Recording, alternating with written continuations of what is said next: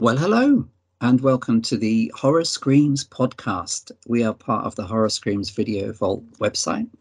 This is episode 28, and I'm Stephen, joined today, as ever, by our co-host, Sarah. Hello. Sarah, good evening. How is it going? How are you? Oh, it's all very good, thank you. All very good. Looking forward to spring. It is in the air. Yes, it sure is, isn't it? Yeah. We of course, as regular listeners will know, all three of you, we call from the UK, and the UK at the moment is resplendent with sunshine, burning fire in the sky. We're having our week of summer and spring all together. It's come early. We've got it now, so we don't have to worry about sun for the next 6 months. Let's get it out the way and be pasty for the rest of the year. Yes. Glorious, just glorious. I can't remember. I mean, the days are a blur. You know, the weeks are a blur. Still. I think there was winter. It wasn't that cold, though. It was cold-ish, but there was no snow here or anything like that. No. There's always the threat of the beast from the east, which never happened again. Yes. Yeah. Did I make this up? I remember the beast from the east, but wasn't there like another one that was called the pest from the west or something like that? I don't know. Or did I just totally make that up? I didn't. That may have had, like, I don't know. Maybe it was an unofficial title. Was that last year or the year before last? I don't know, because those 2 years are just like they're a thing that was something. I've not heard that, but that's great. A pest from the west. He's back, the pest from the what I like, again, if you're not listening in the UK, this may not mean much, but the Daily Express, which I don't buy because it's total nonsense, but it's hilarious nonsense, and they're full. If you check online, their headlines are always, if it's anywhere between September and March, it's always Snowmageddon. Yes, biggest snow in history coming to the UK next week. Or, snow deluge. And you'll realise that the actual snow they're predicting just was happening in Scotland, where, of course, they get a lot of the stuff. And which happens all the time. Flake fell in the rest of... Yeah. And then every summer, there's heat waves on the horizon. Killer heat wave. Yeah. Oh, we're due for the hottest summer of the...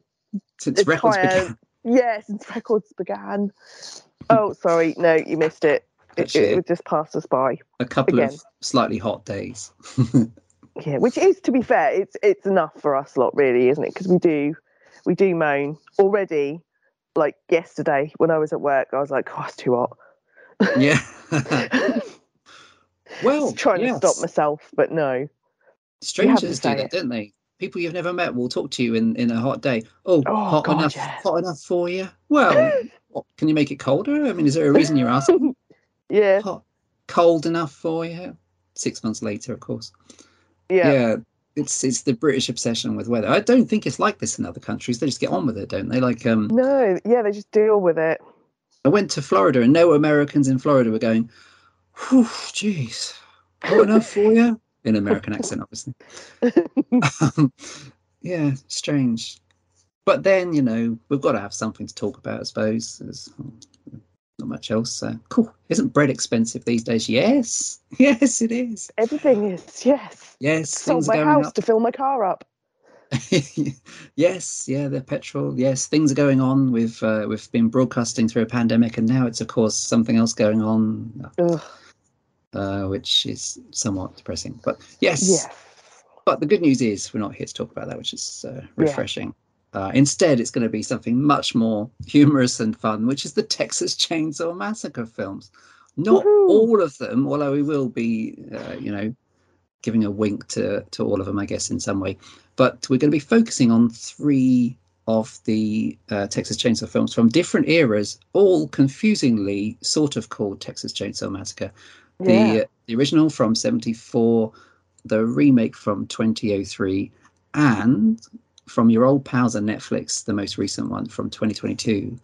So we'll be covering those as we have a bit of a look at the franchise, which is quite cool, actually. This is a long-running franchise, almost, I shudder to say this, but almost a 50-year-old franchise now. Oh, Lord. Whew.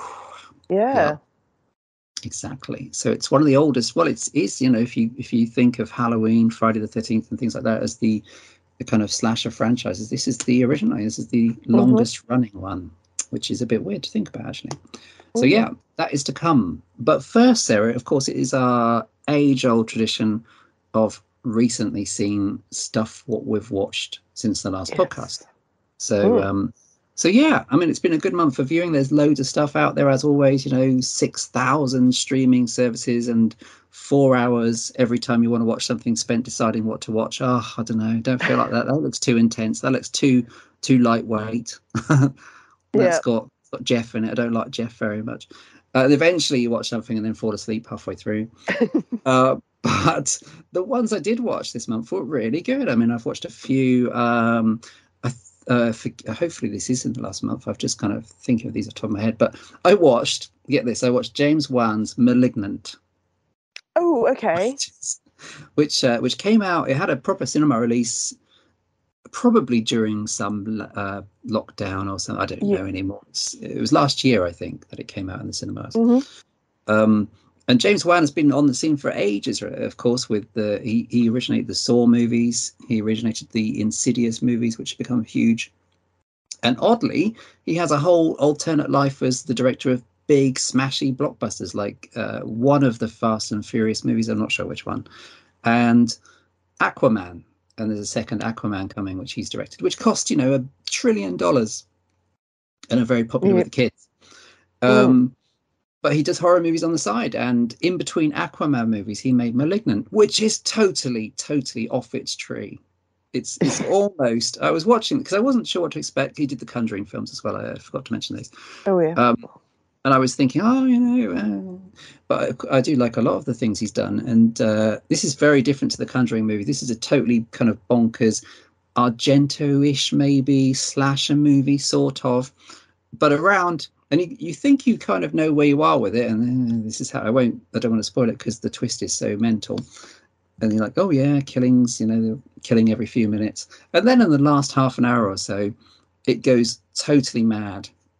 And you just can't believe what you're watching. Really? That's it? That's what's happening? That? Ooh.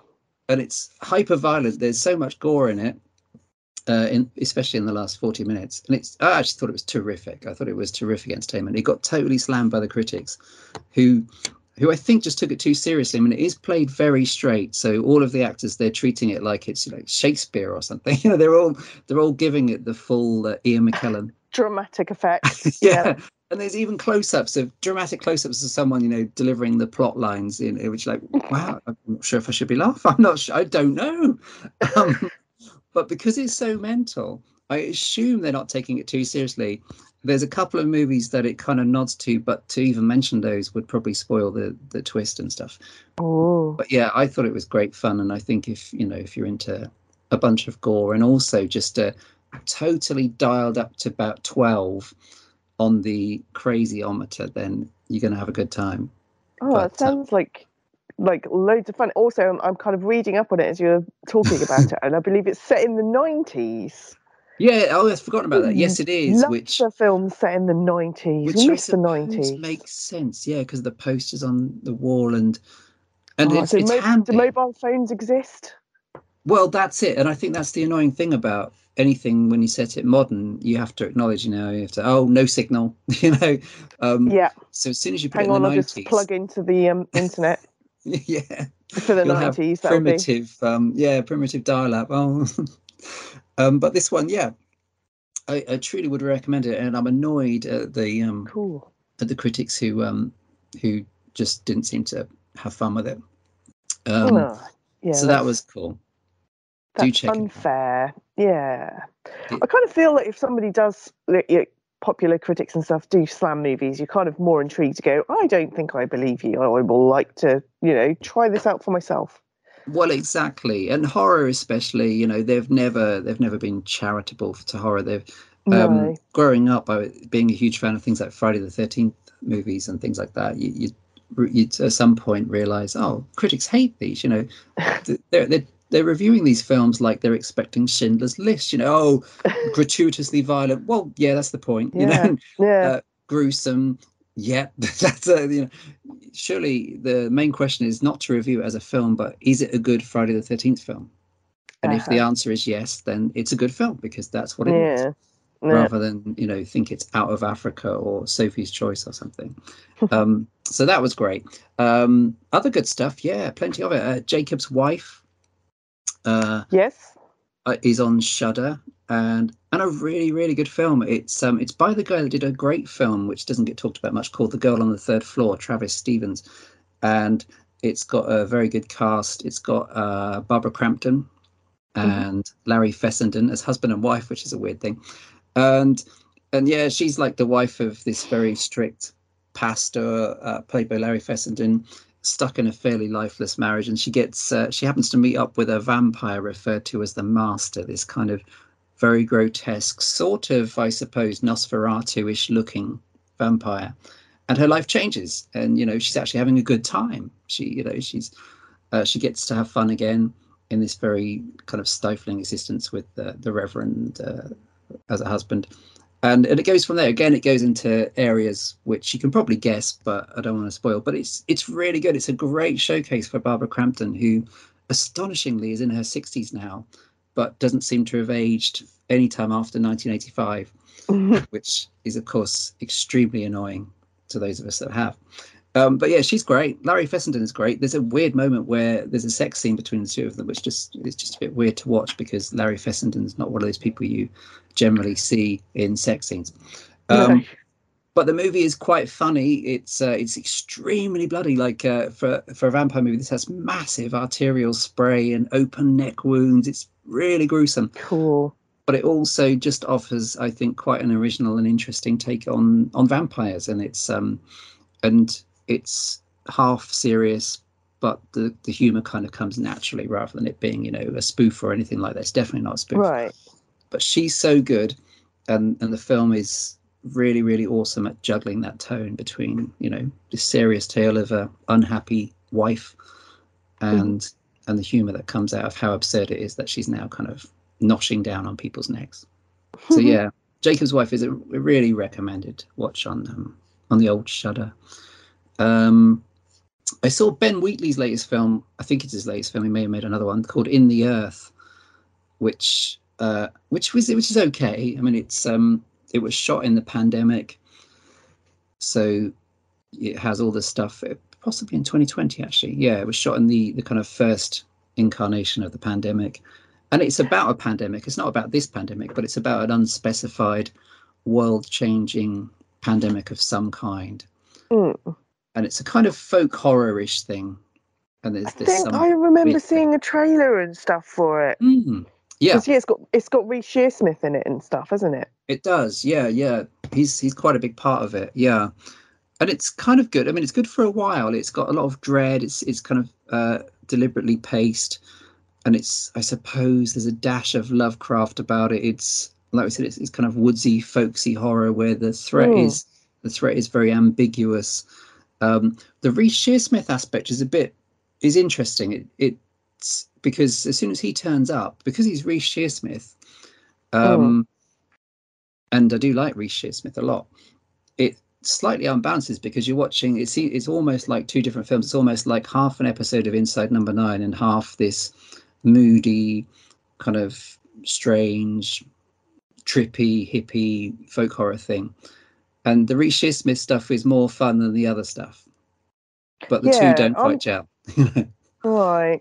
Because I'm not so sure about the other guy that's in it. Is it Joel Fry? I recognise him, and I'm trying to look him up now. And I've seen him in. He's the hero, I think. Yeah. A few other things, and I've never been too sure about him. I was like, I'm not entirely sure that I actually like him that much in what I've seen him. I think he's in Game of Thrones, only little bits, some drunk history stuff, which is bloody hilarious, but he's just following a script. But yeah, I'm not so sure I actually really like him. That's probably not the best thing to say. Yeah, and this one, and this is one of those ones which also has a kind of at the end, you know, a kind of is that it then? Okay. Did I miss something? Right.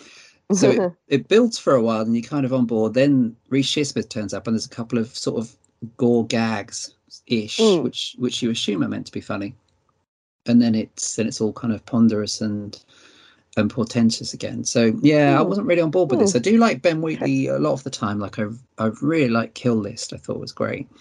and Sightseers is a hoot. But this one, but when he did Free Fire as well, I loved that. That was great. I haven't seen that actually. I haven't seen that one. Well, if you like the others of his stuff, then I reckon you'll like Free Fire as well. Yeah, I did miss out on that one. Yeah, I'll have to give that a look. But and I suppose though, historically it will be an interesting film, as there's been a few films that were made during restrictions and have the visual language of our time with face masks and testing and all that stuff is part of the plot. So I think it will be a historically important film, as one of the ones that was made during that time. And maybe, just maybe, it'll be more interesting in the future, or it'll develop a kind of cult following. It's potential, I suppose. Other than that, a couple of other things that spring to mind. I watched it's not really horror actually, but it just stood out. I watched a film called Mass, which I thought was fantastic. Mass is about it's a 4 people in a room movie, really, which doesn't sound that exciting, but I thought it was great. It's about 2 sets of parents that meet after a school shooting, and basically one set of parents, their son was killed in the school shooting, and the other set of parents, their son was the shooter.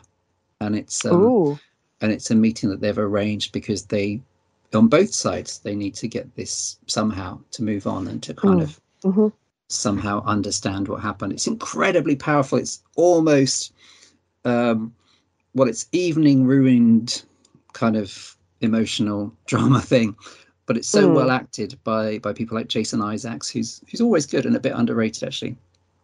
And an actress I hadn't seen maybe since the 80s, Martha Plimpton, who used to be in a lot of 80s stuff. I think she was in things like, she was a teenager then, she's in things like Parenthood and the River Phoenix movie, I think, which I've forgotten. Maybe Running on Empty or one of those ones. But yeah, it's incredibly intense, but it does address a subject that doesn't come out much, Well, yeah, this is horrific, but what about the parents of the person that actually did this thing? Yeah.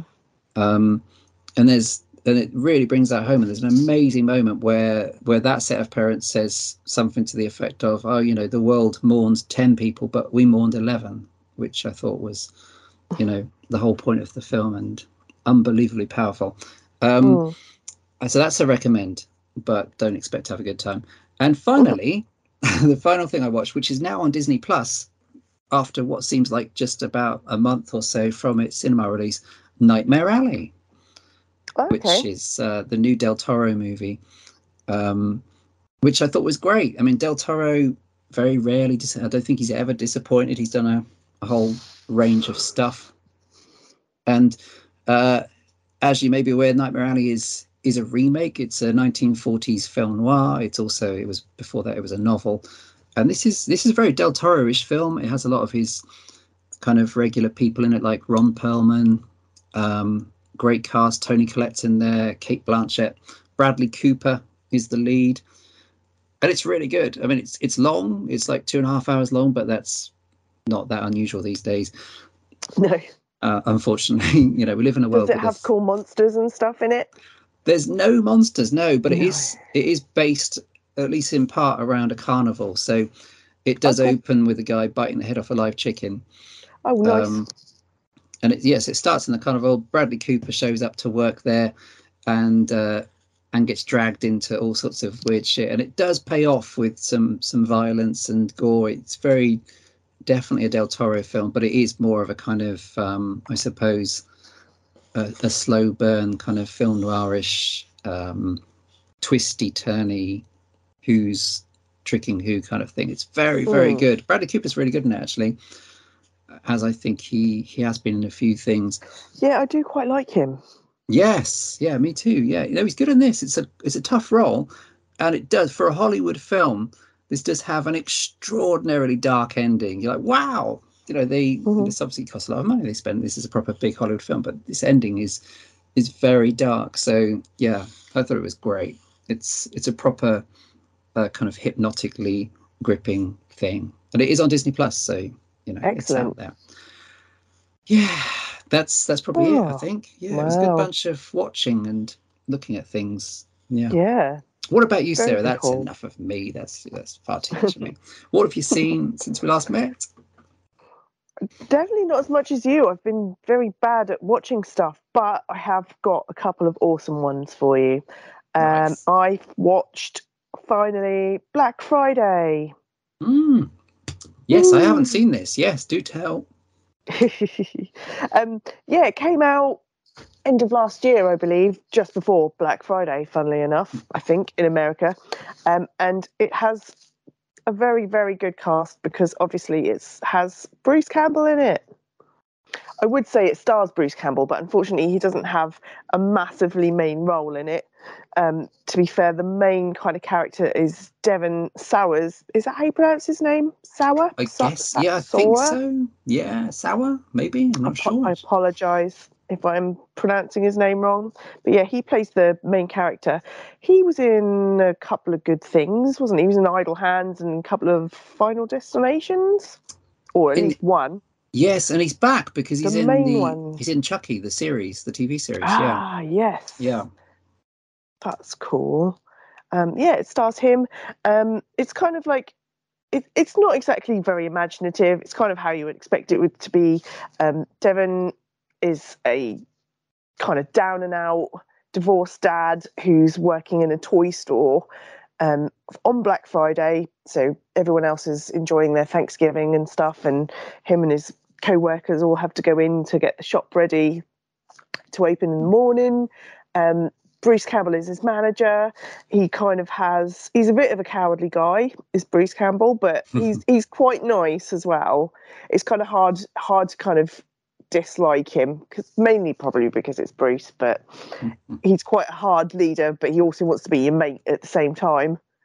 But he's shit scared of everything as well, which is quite funny. And just as they're setting up the store, a kind of freak meteor shower happens. And these alien rocks kind of start infecting people.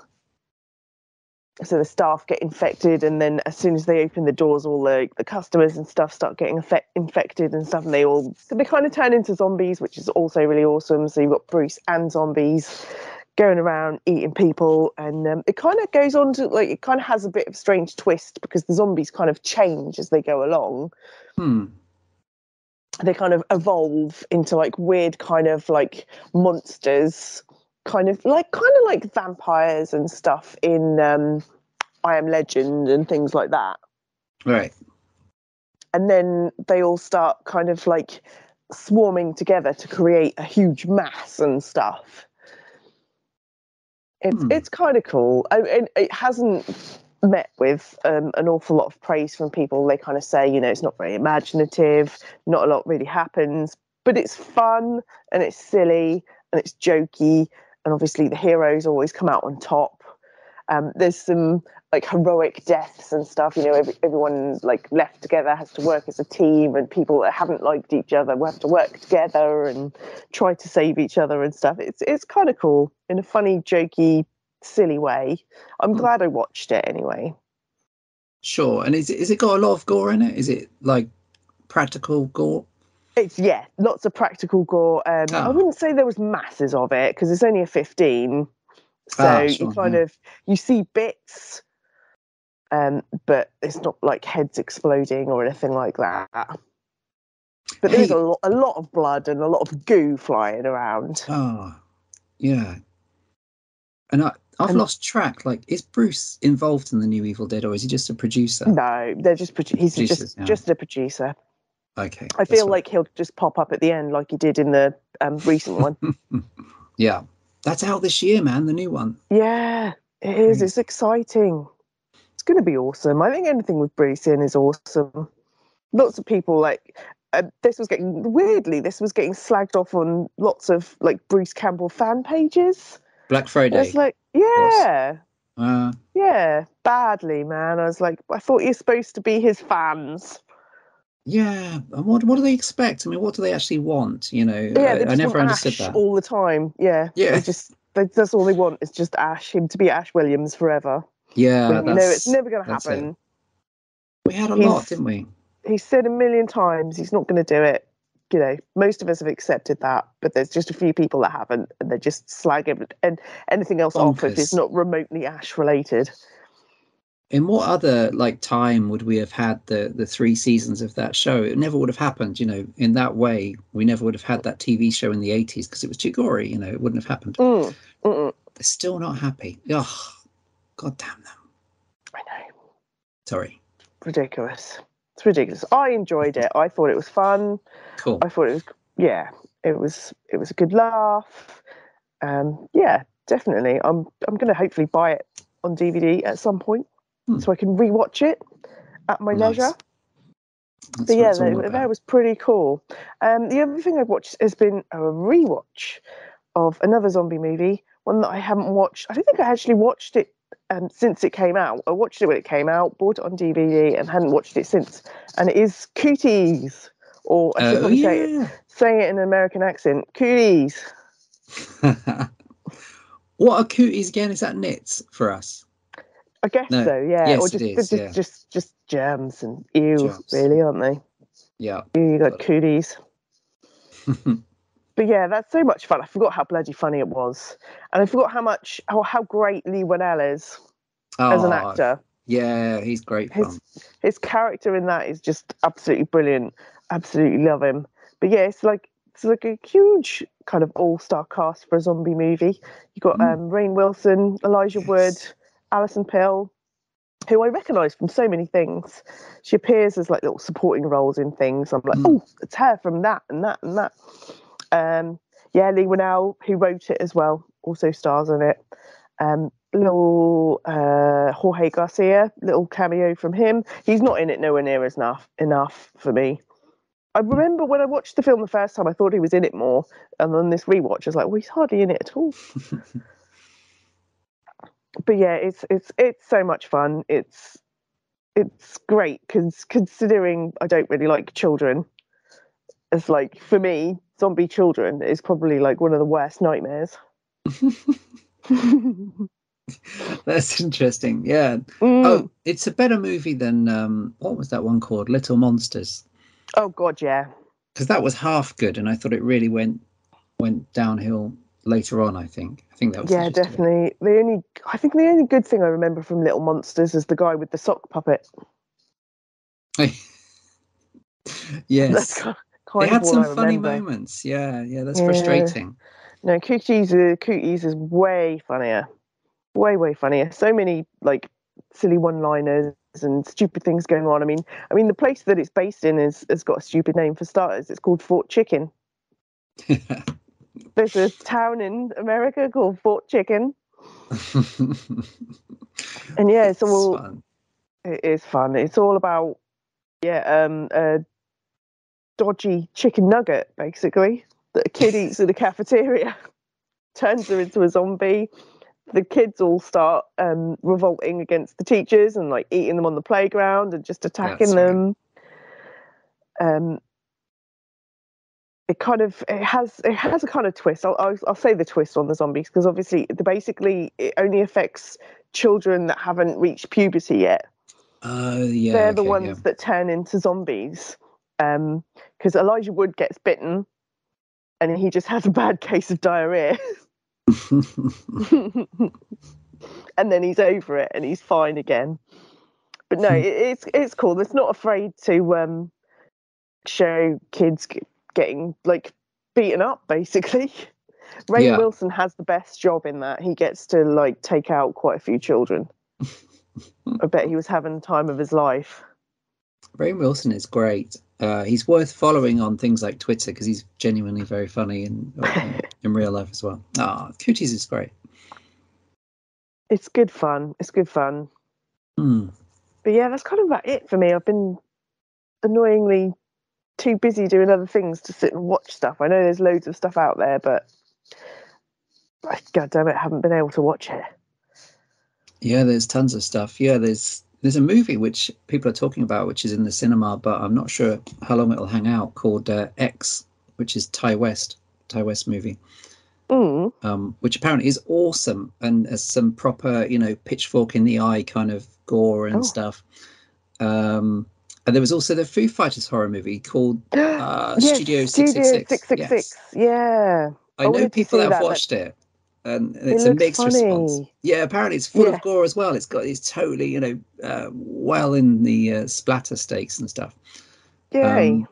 And that was also, these things are kind of in the cinema for a short while, and I'm like, and then before I've even considered if I could possibly get there. It's already gone, but it's quite cool that, you know, the cinema releases are a bit weird at the moment because stuff is getting straight to streaming or streaming after a month or something. But I'm guessing it should be coming out soon. I think so. Yeah, I think all of these things will be either free on Prime or on Netflix, or, you know, you can rent them or whatever. They'll all be available. In a way, it's quite good. What's happening now is because, you know, you don't have to wait too long either way, whether you have to pay to rent it or if it's on your streaming service of choice that you subscribe to. So, but yeah, Studio 666 and X are two that I really fancy watching. It sounds incredibly hilarious. I'm looking through the cast. I'm looking through the cast as well, and it's got John Carpenter in it. Yes, he did the music, I think, or with his band for 666. Yeah. Yeah, and he also appears as well. Lionel Richie, Kerry King from Slayer. Yes. Wow. Yeah, that's awesome. Wow. It's crazy. Oh, it sounds like loads of fun. And there's really good stuff coming up. Like there's a trailer for Alex Garland's new horror film, is Men, I think. Yeah, it's just called Men, which looks really good. The Black Phone with Ethan Hawke. That looks really scary. God, that's a name I haven't heard of for a while. He's always out there. Black Phone. Yeah. That sounds scary. A bunch of horror coming up, which is cool. And the new Jurassic World. Yes, which looks great. I was totally so excited. Yeah, well, I've always loved those films, and having a youngling in the house has meant I've got to rewatch them for the last kind of 10 years or so, quite a lot. Yes. So, you know, they get you. The test of a film is how well it holds up when you've watched it 10 times in the space of a few months. And I can tell you that Jurassic Park, the original especially, holds up super. Holds up. Yay! And actually, 2 and 3 are really good, and Jurassic World's really fun, and the last one I thought was great, Fallen Kingdom. So yeah, totally on board. It's, you know, they're monster movies. They are exactly what you want them to be. Yeah. And everyone's back, right, for the new one. Jeff's back, Sam's back. Yep. Is Laura Dern back? Yes, they're all back. It's like it's the Gangs Are All Here sequel. Yeah, reunited. Yeah, it's going to be good. Just loads of exciting stuff coming up. Nice, beautiful. Well, thanks very much. That's recently seen for you. We'll try and watch a bunch of stuff for next time. Don't worry. Definitely. And yes, so it is time, Sarah. It is time to retrospectively look at one of, well, as we said, the longest running slasher franchise that there is, which is the Texas Chainsaw Massacre. Hey, did you ever watch, wait a minute, if I get the name right, oh God. I think it's the Texas Chainsaw Manicure, which is the short film Bill Moseley made, which got him the role of Chop Top. Did you ever watch that? No, I've never watched that. I'm pretty sure that's the title, because I always want to say Tesco, but obviously Tesco would make no sense for an American thing. Like Bill Moseley shops at Tesco, that would make no sense. But yeah, if it's out there, I guess it probably is. But yeah, the Texas Chainsaw. I think it's it's definitely Manicure, but I'm not sure if I got the rest of it right. But yeah, either way, it's fun. Texas Chainsaw Massacre. So we're doing this because this year, in fact, just very recently, the latest entry in the series or franchise came out on Netflix, which we'll talk about in a bit. But it's a good time to reflect on what's gone before. And it's a bit complicated because shit's gone down for decades and different people get their roar in. But if it helps to clarify, there are 9 films in this kind of franchise thing-ish.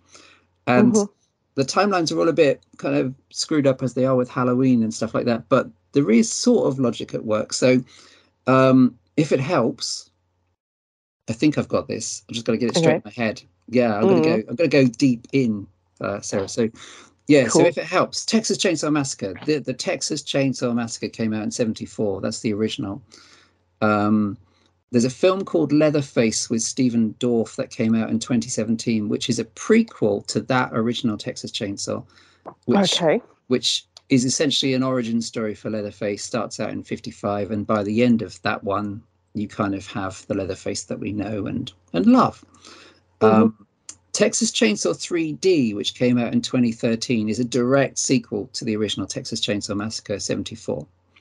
And it has cameos from people that were still alive then, like Marilyn Burns, who's the survivor girl of the original, but plays a different character in that sequel. Okay. The Netflix one that just came out is also, in its own way, a direct sequel to the 1974 original. And in this case, it's the only one to bring back Sally Hardesty from that first film. Then you've got a different timeline for the remake, which creates its own kind of Leatherface extended family, the Hewitt family. So the 2003 one is set in 73. And confusingly, the one that came after that, Texas Chainsaw Massacre at the beginning, is a prequel. Yeah. Fucking hell. Which starts in it starts with a icky thing in the late 30s. In the 30s. Yeah. It mostly unfolds in late 60s, just before the events of the remake. And then you've got the core original bunch. So before all of this happened and made things confusing, you had Texas Chainsaw in 74. You had Tobe Hooper coming back for the only time as director. He gets token credits on the other ones, but he's not, he's a producer in name only, I would say. So he directed Texas Chainsaw 2 in 86. Leatherface, not to be confused with the later Leatherface, the Texas Chainsaw Massacre 3 came out in 1990. And if it helps, it's the only one of these that has Viggo Mortensen in it, looking extremely dishy, and obviously very young. Not too young though. He's not a child. Don't worry, I'm not that. He's fully grown, and the most, well, maybe the most bonkers. It's a hard one to contest, but one of the most bonkers, the fourth one of that original run, the Texas Chainsaw Massacre: The Next Generation, also known as Return of the Texas Chainsaw Massacre, from '95, is memorable because it's the one with Matthew McConaughey and Renee Zellweger. Right. Before they were stars, and I think it was one of them took it off their CV. Can't think why. although I've never seen that one though. Was it good, or was it incredibly dodgy? No, was it one of the dodgy ones? I mean, I think almost all of these I think are worth a look, and this one, the Next Generation is worth a look. I mean, it's really weird. Matthew McConaughey is totally barking mad in it. Renee Zellweger is the heroine, so she's like the final girl in it, and she's not as annoying as later Renee Zellweger. I forgave for a long time. I didn't like Renee Zellweger. I had a possibly irrational dislike of her, and I always appreciated that Mark Kermode described her as resembling a hamster looking up into the sun. Because she is. I mean, that's what she's done for 40 years or whatever. However, she was extreme. This is totally nothing to do with horror. Sorry, everyone. But she was extremely good as Judy Garland in the film Judy. So I totally forgave her for everything because she was so good as Judy. And I do have a lot of time for Judy Garland. Yes. So short answer, Texas Chainsaw Massacre: The Next Generation is worth a look because it's totally, you watch it and you're like, what the... And it's co-written by Kim Henkel, who co-wrote the original, so there is a direct connection there. But it goes off into a totally bonkers direction. So that's the series. But let's start with the original, Sarah. So it starts out in 74. I mean, it's a classic film. This was a film that was banned it's astonishing now. It's ridiculous now to look back on this, but it was one of the banned films. You couldn't get it, for ages because they wouldn't allow it on video. Although there were a few as always, there were a few not particularly legal copies banging about. And eventually, in the late 90s, it came out, and from then on, it was always available. And now it's had 400 releases or whatever. Yeah. Tobe Hooper's kind of first major film. And I mean, for me, it's an untouchable classic. I watched it loads of times, and it still makes me really uncomfortable. I think it's very funny. It's only on repeat viewings that you realise that actually, a bit like Psycho, this is really just a very sick comedy. I mean, they're not. There's lines and moments in it where you realise, oh wait, fuck, I'm watching a sitcom from hell. Yeah. Because it is. That's what it is. Yeah. But it's also so uncomfortably sweaty and tense and hysterical, and especially the last half an hour. that it really, and when you watch the making of, I haven't watched the making of documentaries for ages, but you realize that they were filming in 100+ degrees. They were doing like 20-hour days, shit like that. And, you know, she really got cut for that scene where the finger is cut and close up, and all this stuff that was going on, and everything smelling, including the actors, you know, everything being so horrible. And you realize that actually it makes sense that what you're watching looks like everybody's gone insane, because possibly they almost were going insane. Yeah. This thing. You can almost tell that. Yes. It's weird that you say that people do look smelly. Yes, everybody at some point. Yeah. I get that. Yeah. I can also understand how it probably was banned at that time. Because it doesn't really hold back, does it? No. And yeah, it is uncomfortable, and it moves very quickly as well. For some reason, I think I've recently rewatched it for this and stuff, and it's been quite a while since I actually watched the original. And for some reason, I remember thinking to myself, "Oh, but it drags in places." And I sat and watched it, and I was like, "No, it doesn't. It's not dragging at all. It's actually really quite fast paced. You know, they introduce the 5 characters traveling straight away. They pick up the guy on the road. He starts acting weird and cutting people. You know, that's all like really early on and stuff. So I don't quite know where I thought it was dragging, but I feel like you say, where it gets hysterical. I think at times for me, you're just like, it just goes on that little bit too long. But that's what makes it so uncomfortable, so tense and creepy at the same time.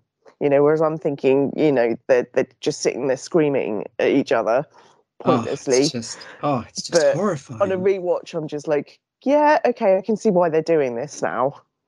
Yeah.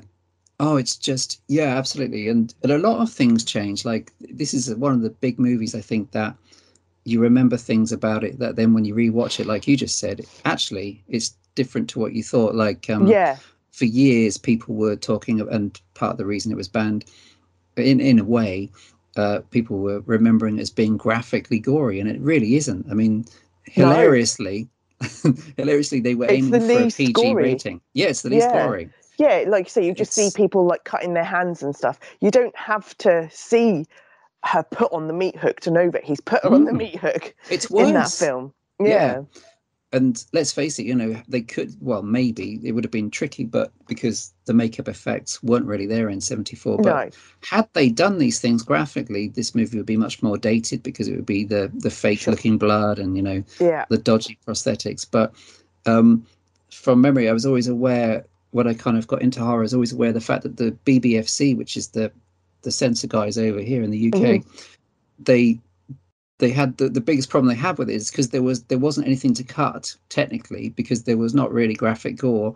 The whole problem they had was the tone, which you can't change, you know, because it's so relentless and so punishing, and it's so suggestive, and the whole movie is covered with bones and teeth and skulls and decay and the tone, you're like, well, I don't know. I'm not sure if I should be laughing at the scene of Grandpa dropping the hammer as he's trying to bash in the head of the one you're rooting for. Which is horrible. Yeah. Forget about that. And the fact that she thinks he's dead to start off with, and he comes alive again. And he licks her finger. That is creepy. But even going back to the start, you know, Franklin being in the wheelchair and stuff. Yes. That's also awkward. He's kind of like the spare part. Yeah, it's interesting, isn't it? Because there's a whole bunch of characters in the van, and I guess a couple of them are kind of like, well, you do root for Marilyn or Sally, because, well, frankly, she's the only one left eventually. But you know, there's no reason not to root for her. But they do make Franklin into a genuinely obnoxious character, which some people are obnoxious, you know. and he's the most whiny and shrill.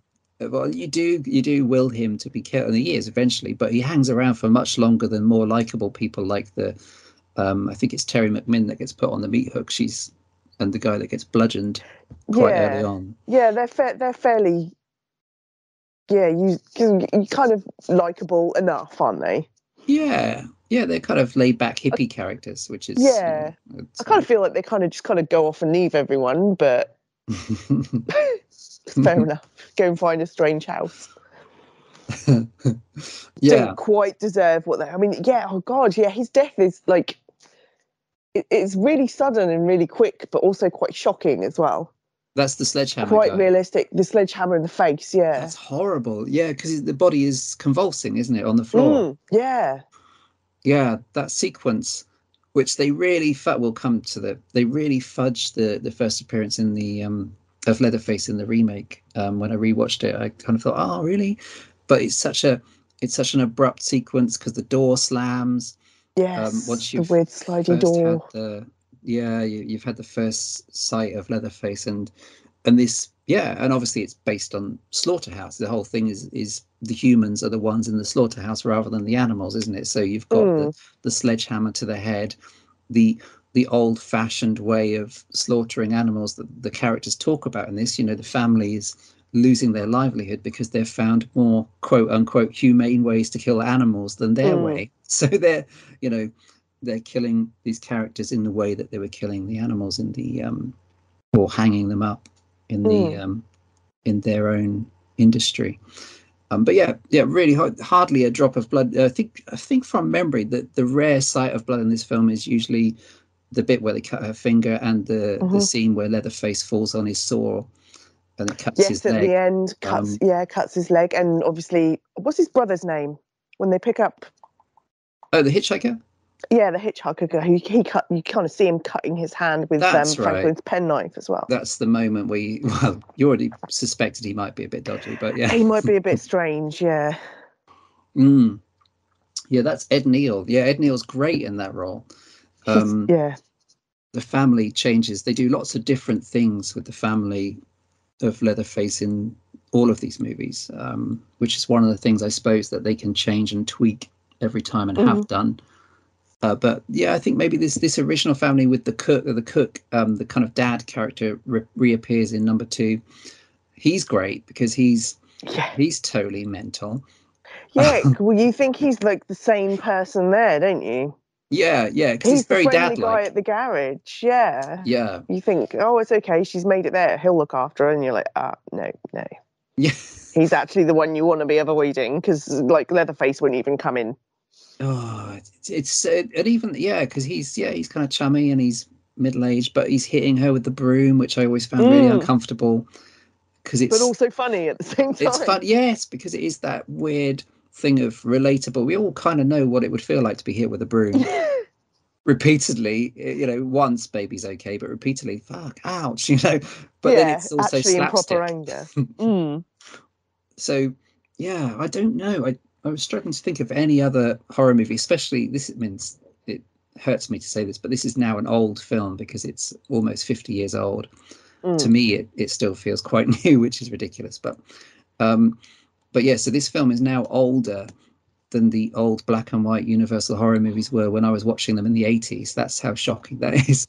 When I was watching The Wolfman growing up, that wasn't as old as this film is now, which is weird. Yeah. But yeah, it's still a really disturbing watch. And I don't think it's ever changed. I don't think, obviously, the fashions can date it and things like that, but the way it's shot is particularly strong for a very low budget 50-year-old film. Yeah, it has a kind of like grindhouse grainy feel to it. Massively. Yeah, there's a lot of weird shots, a lot of weird dolly shots. There's the famous shot of the house, which is a dolly shot, and possibly also an excuse to show someone's butt in close up. There's a lot of black humor. There's a great bit which is where they're talking about star signs, and someone says something like, "Oh, it looks like we're in for a disturbing and unpredictable day." Yeah, no shit. If only you knew.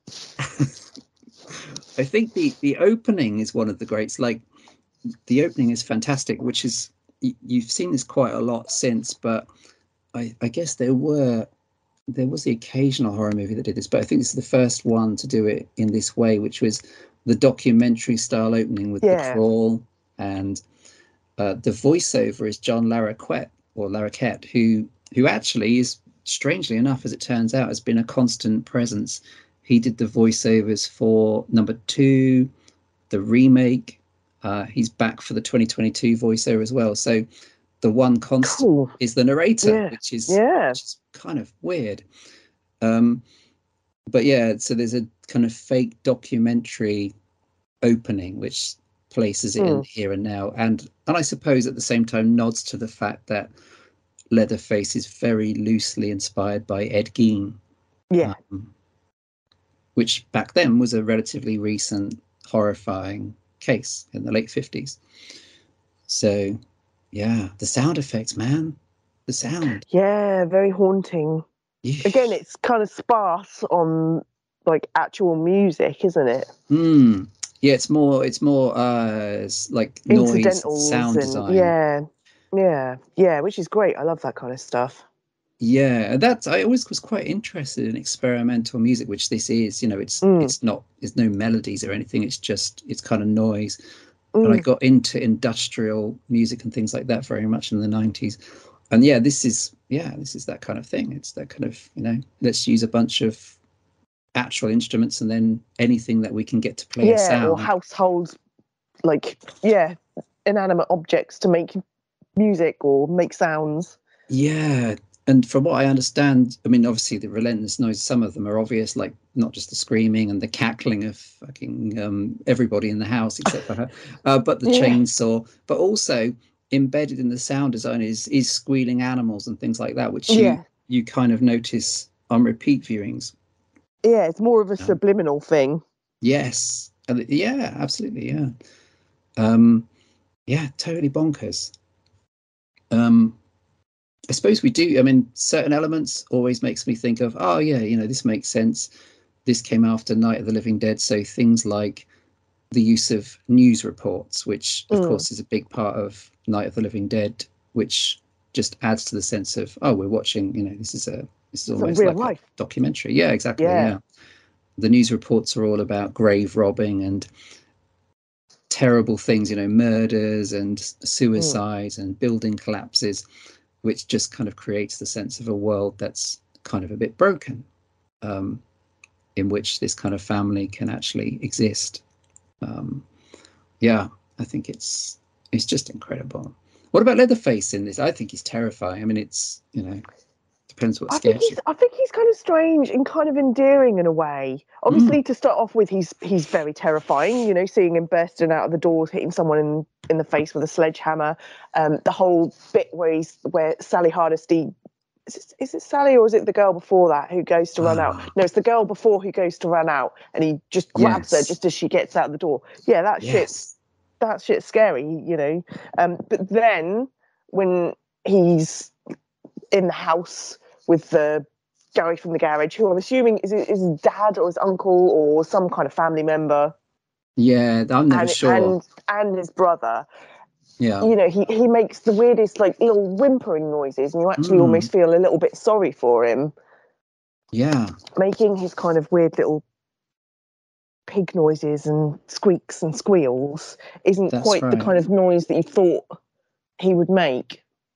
Yeah, there's a lot of wailing and whimpering, and whimpering, and then the whole bit around the dinner table and stuff, which which does go into hysterics when they're just sitting there laughing at her, screaming. That's horrible. Yeah.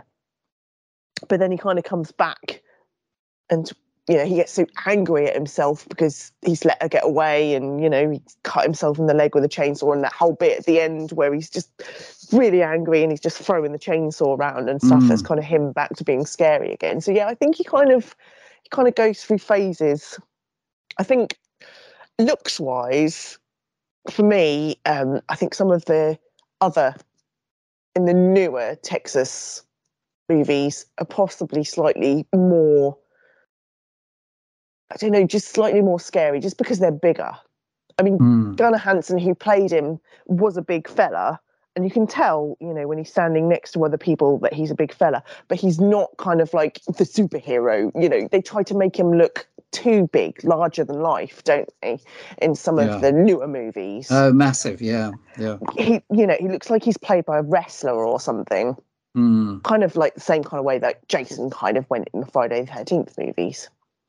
Yeah. And see, I find that less scary. Do you find it less scary? Well, yeah. I suppose it's more kind of foreboding the bigger he is. That's what I think. Yeah, that's fair enough. Yeah, see, I think this one's, well, maybe more disturbing is the right thing, because all the stuff you mentioned, like when he's in drag and he's wailing and he's all over the place.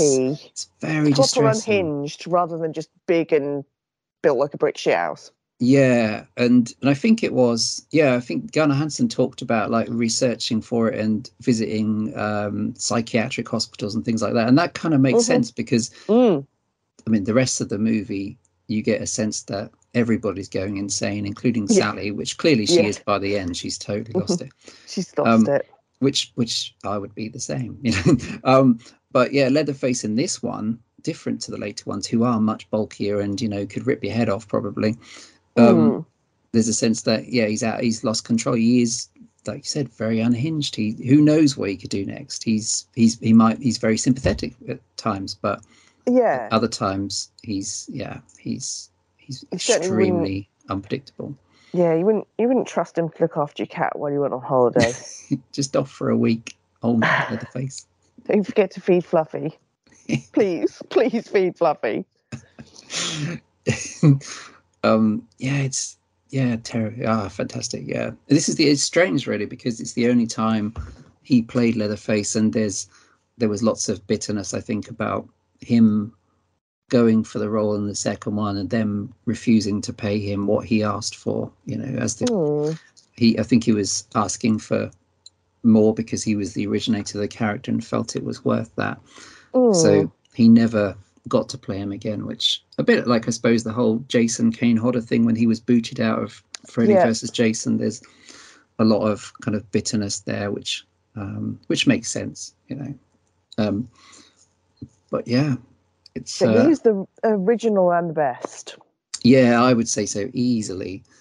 It's a real revolving door. Like I may be wrong, but I think this is right. I think Andrew Brianowski, who plays him in the remake and the beginning, is the only person to play him twice. Everybody else has been recast 2, 3, 4, etc. Brianowski, incidentally, is apparently a real arse at conventions, which is interesting. I don't know if that's true, but that's what I've heard a few times. Whereas Gunnar Hansen was lovely. I met him once. He was lovely. Yeah, I never met him, but I saw him at HorrorCon, the very first HorrorCon I went to. And yeah, it was a privilege to sit in his Q&As and hear him talk about his life and stuff. Very easygoing kind of guy, wasn't he? Yeah, he was lovely. There was a young chap, obviously dressed as like Leatherface, so he was like posing pictures with him and stuff. It was really nice. Yeah. What was your experience? Well, it was would have been one of the first horror events I went to. It was in the late 90s. Yes, it would have been, because I was at university then. Woohoo! And I went with my friend Wednesday, and I remember him being like a nice granddad or something. And it was the same. It was a weekend where it was him and David Hess were the two guests, and David Hess was hilarious and coming on to everybody that had a pulse, and randomly getting his guitar out to play a tune, even if no one asked. And Gunnar Hansen was just this genteel kind of older chap that was happy to just chew the fat at the bar or whatever, and was really lovely about it all. But they were both, they're both delightful. It was an event called Cine Excess, like a one-off event it'll come to me, Welland Garden City. Yeah. Because I remember we foolishly thought we could pitch a tent in the centre of town, because we brought a tent with us and realised that wasn't going to be possible. And we had no hotel, so we just slept on a bench. That was our experience of happy days, Hertfordshire. Memories. Yeah, fantastic, but great. And they showed Texas Chainsaw on a big screen. I have seen a couple of times, and it's, if anything, it's more abrasive, because obviously you get the louder sound, and and you get, well, obviously you get a bigger image, so you appreciate the detail of all the kind of human skin lampshades and things like that, and bones, and the set design is kind of remarkable. I get the impression they just like, oh fuck, let's put loads of bones in there, and Yeah, it is cool. It's one creepy, awesome house. Yeah, and the individual moments that of all the stuff in the film, I think maybe it's possibly not actually, because I think it is still the grandpa with the sledgehammer, but I think maybe the second most unpleasant thing to watch is all those close-ups of Sally's eyeballs, which are horrible because I do dislike seeing eyeballs that close. But that taps into something else, which is things that make people uncomfortable, isn't it? It's like things you can relate to. So that close-up of when her finger is sliced is one of the smallest gore moments in a horror movie ever, but it makes you wince because you know what it feels like to cut your finger, so and that stuff doesn't date because it's not a fake head being hacked off, which if this was in this film, the film would be much more dated than it was. So I think probably, like a lot of these classic horror films, a lot of it probably by accident or by good luck or whatever, but all of these things together with the obvious talent, it holds up, man. And so much of it's in daylight, so much of it is, Texas sunlight. That is another thing. Which the whole thing pretty much is, isn't it? Yeah, which just makes it more unsettling. Yeah. No, I suppose when Franklin and Sally go out to look for their friends, it's kind of dark. Yeah, because they're looking for the flashlight. But that's right. Yeah, a lot of it is daylight. Yeah, and the big chase in the woods is very much kind of setting things up for the slasher movies to come. Yes, the Friday movies and things. Mm-hmm. As is the film generally. It is one of the earliest bona fide slasher films. Teenagers in a van. Yes, going on a trip. What do you think of the ending?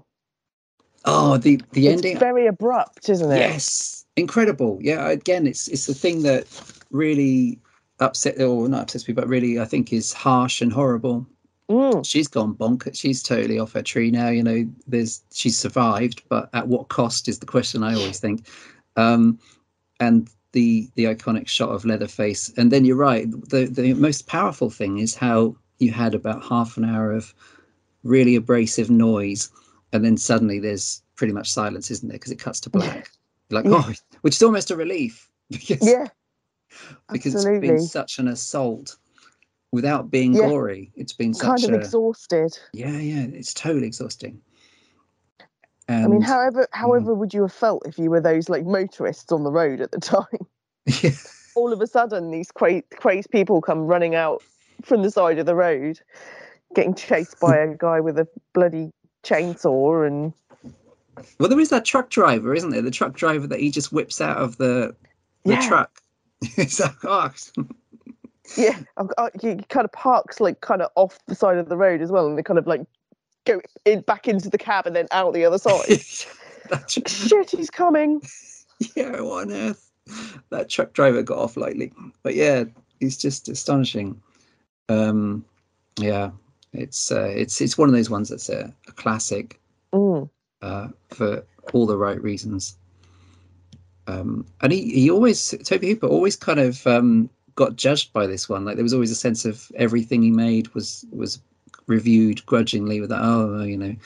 He's made his classic, but actually the stuff he made after this, including the second one,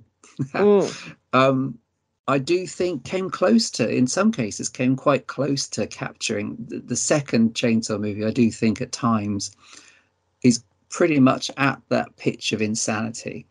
Definitely. Which is again really exhausting. Like, fucking hell. But obviously there was something about Tobe Hooper that was able to capture that madness. I mean, it helps having Dennis Hopper, but capture that madness on screen.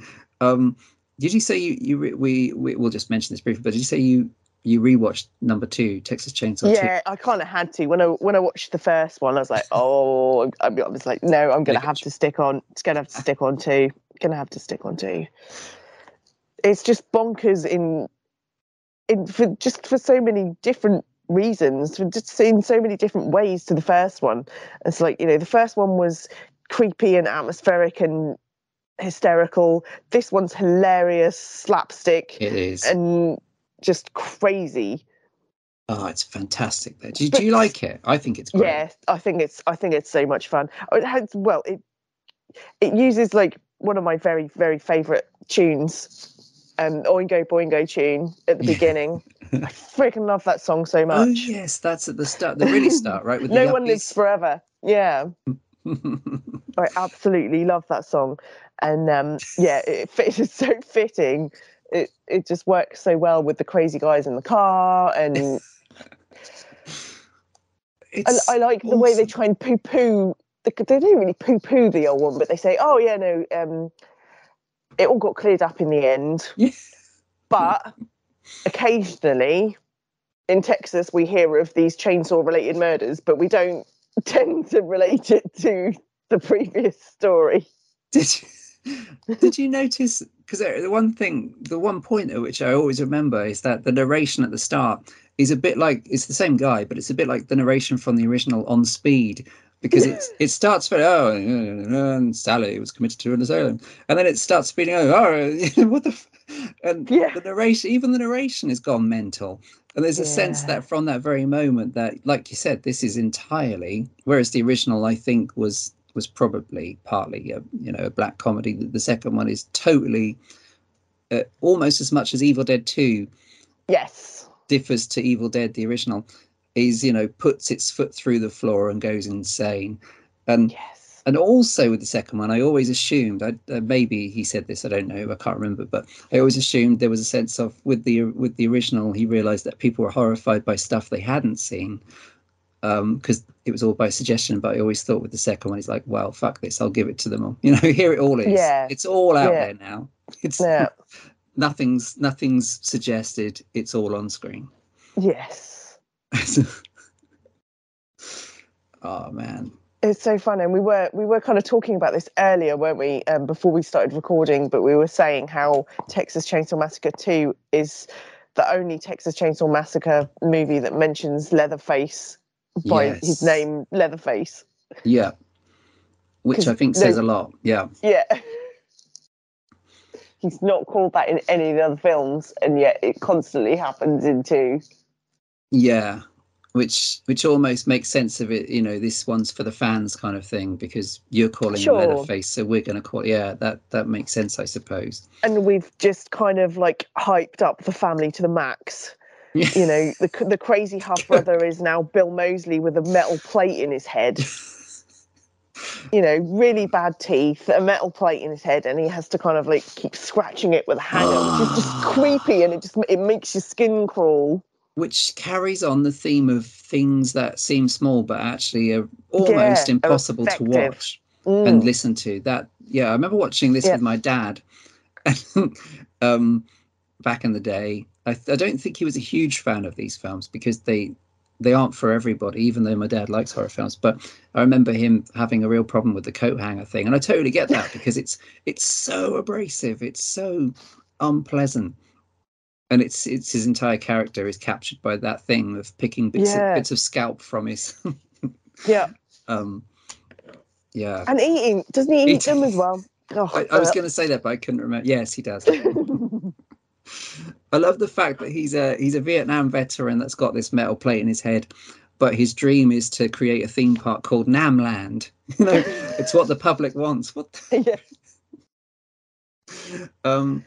Which is what the film is all about. Capitalist kind of gone mental. And the cook is great because he's like really popular and winning chili making competitions. Yes. Big man about town. A great success in Reagan's America. Yeah. It's fantastic. It's just, and it's got a lot more budget to it because it's got that massive underground set. Sure, yeah. Which is kind of one hell of an impressive lair. Yeah. Yeah, there's a massive shot where it backtracks, like a reverse tracking shot, where it shows off that set. I'm like, wow, especially seeing it on Blu-ray and things like that. The detail you didn't used to kind of check out on VHS. No. Is quite something. But it does. I think the second one does, capture the hysteria and in its own way, even though it's so ridiculous and mad, the intensity of that dinner table sequence, because it's still brutal and it's still a bunch of insane people, and there are moments that are really uncomfortable, like the kind of impotence joke where Leatherface has the chainsaw between Stretch's legs and he misfires, he can't start it up. Is hilarious and extremely disturbing at the same time. Because it's still a chainsaw. Crazy. It's bonkers. And then it all goes a little bit kind of serious after that. That's kind of the only nuts, ridiculous one out there that I've seen anyway. I mean, there could be others that are just crazy, but the rest of them that I've seen have been a bit more straight.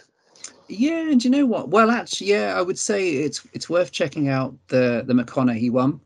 Yes. Which isn't anything like 2, but it is got a degree of bonkers about it, and you get to see McConaughey, a young McConaughey, being mental. He's not really a chop top type, but he's certainly a flamboyant member of the family. Okay. Leatherface, the 1991, the third one. Have you seen that one?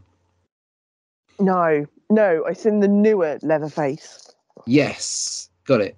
Yeah, the 1991 is famous because it was totally kind of neutered for an R rating in America, and they cut loads of stuff out. And there is an unrated version which I think has some stuff put back in, but not all of it. So I think it's either way, it's a compromise movie where they wanted to go all out, but they were reined in, because I think the second Texas Chainsaw that we just talked about was released unrated in America. So hence the reason it's totally insane.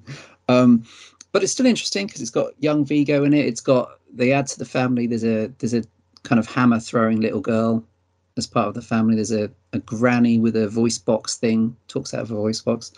So I suppose in that way it predicts certain characters that would show up in later remakes and stuff, children and old people.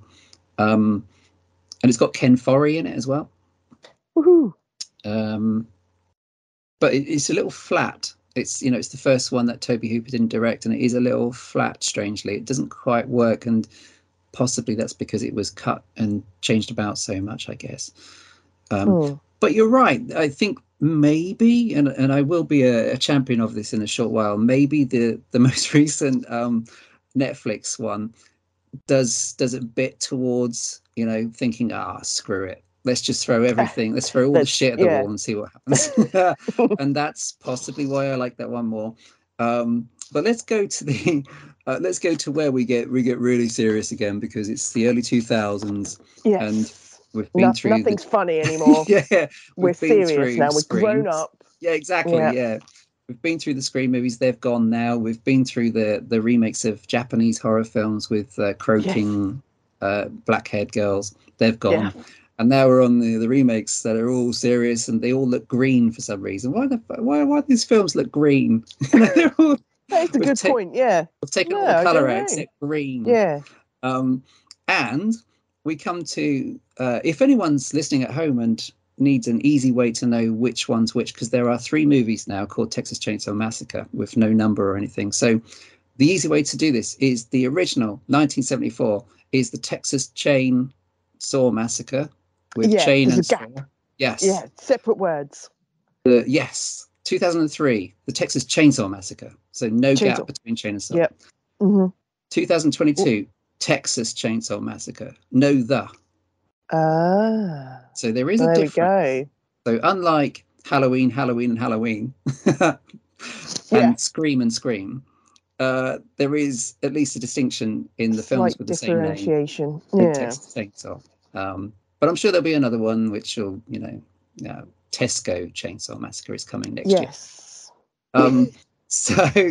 So we get to 2003, and this film is quite important because it was a huge box office hit, the remake this is, and it did pretty much single-handedly at that kind of point where horror has been through one cycle and needs to hitch onto another one. this movie is pretty important, I think, for it triggering loads of remakes that came after it of 70s, 80s films, but also triggering the turn to more gory, nasty, downbeat, kind of green-looking horror films that would come after this. This is also the only Texas Chainsaw Massacre movie that looks like a Meatloaf music video. And that, surprisingly, is because it was shot by the guy that shot a bunch of Meatloaf music videos. So there's a whole bunch of massively overlit woodland scenes in this that I was like, wow, I want to go to these woods at midnight because this looks amazing. Got the light coming in from there, from that very fetching angle there. This is incredible. Where's Meatloaf? I'd do anything for Leatherface, but I won't do that. So yeah, this is the 2003. Now, when I watched this, I saw this at the cinema in 2003. And I actually really liked it. And it could possibly be because I was horror starved. There wasn't, like I said, we'd had a certain kind of horror, but this was maybe the first proper serious slasher, because the Scream films obviously were not as serious. And rewatching it, there's good things about it for sure. There's one spectacular moment in this, which I think is great, which is basically the hitchhiker. There's a few twists, isn't there, in this one? There's twists on the original, which is good because they didn't just do it scene by scene like with things like the Omen remake. So the hitchhiker in this isn't the hitchhiker from the original. It's actually a survivor girl that's already been through the trauma of meeting this extended family, and she's apparently got a gun up her vagina because she pulls a gun out from under her, from somewhere. Yeah, I guess it was there. I don't know. She's got a pocket under there. So anyway, gun vagina notwithstanding, somebody survived. They meet this hitchhiker, and she tells them that they're all going to die, quite accurately, as it turns out, and then blows her head off. She kills herself in the van, and there's one incredible shot which tracks right through the van, out the window, several feet away, so it captures their reaction as the head with the hole in it falls back.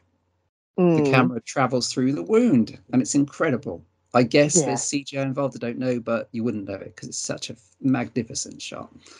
And in the cinema in 2003 especially, I was like, wow, this is going to be I can imagine. On the big screen, that would be a big hole to be looking through. That was one massive hole. The red. Yes, it's really disturbing and really good. And the movie, the remake is framed quite fashionably for 2003 as a kind of found footage thing, because the opening and closing is basically supposed to be classified police footage from the Hewitt house, as it's called. So this was just a couple of 4 years after Blair Witch. So, and the movie ends with like a caught on camera shot of blurry Leatherface's face, so which I thought was quite cool. Now that stuff's been done a lot, but again in 2003 it was pretty cool actually. Makes it a bit more kind of different to the old one. Nice sense of crime scene footage kind of thing. And the remake has a whole new family, Sarah. It's got a whole new bunch of people. Leatherface is obviously there, and he's massive. Brick shithouse indeed. He's been working out. He is huge, almost comically huge. And he has no nose because he takes his face off, or one of his faces, and he's got a skin disease. I forgot about that. He's got, so it's a bit kind of Phantom of the Opera-ish. It's got. Had they done some musical numbers, it would not have been out of place. So so this is a bit different. I mean, there is, like you said, there is a sense of Leatherface in the old one of being quite, maybe not, if sympathetic, maybe, or pitiful at least, because he's obviously an unhinged young man. But in this, it makes a bit more about it, which from memory, because I haven't rewatched the prequel recently, but from memory, it carries over into the next one. But there's a hint here that he had a skin disease as a child, and probably was picked on, and at some stage his nose fell off, or maybe wasn't there to start with, and that's possibly helped with his trauma. But otherwise, you've got basically his extended family are kind of a sort of Jerry Springer show, you know, very fat lady drinking tea. Yeah. Miserable old hag for a grandma, inbred looking kid. Yeah. Bloke with no legs. All of the above. Which is, you know, interesting, but not that scary. I mean, what do you think? So this is quite a riff on the original setup. What's your feelings on the old on Leatherface and his family in this one? Yeah, it's definitely played a lot less sympathetic. Yeah, he is just this big hulking thing that they just go around. He doesn't seem to be as downtrodden as he is in the first one. No, they're not beating him up. That's true. Treating him, you know, badly or anything, which they do in the first one. But once again, though, like the guy that plays the sheriff. Fucking hell, man! It's like I don't know who's worse.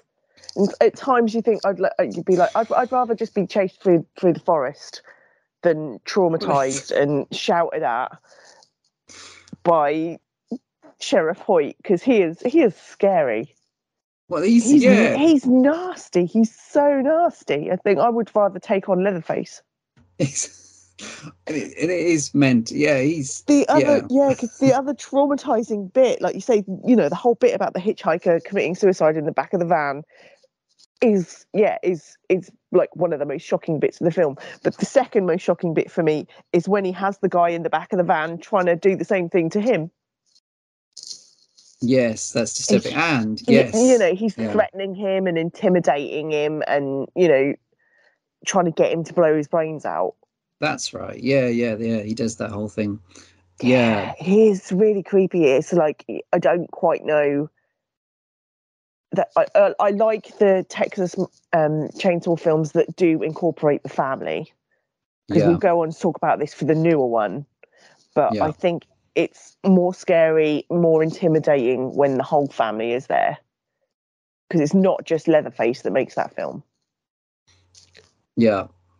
And I think at times, like, the sheriff is worse.